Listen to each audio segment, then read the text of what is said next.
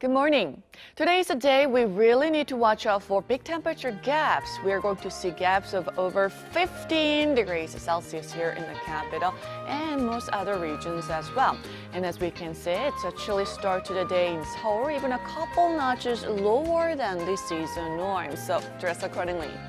The capital had a dry and partly cloudy weekend, but other regions had wet and even snowy weather. So most of dry weather alerts have been lifted, and Seoul is now under a dry weather advisory after 12 days of being under a dry weather warning.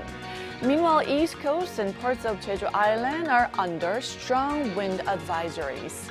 So it's a chilly start to the new work week. Chuncheon at 2 degrees Celsius, Daejeon and Gwangju at 5 degrees this morning.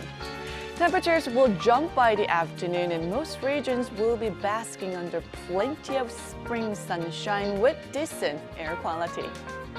That's Korea for you, and here's the international weather for viewers around the globe.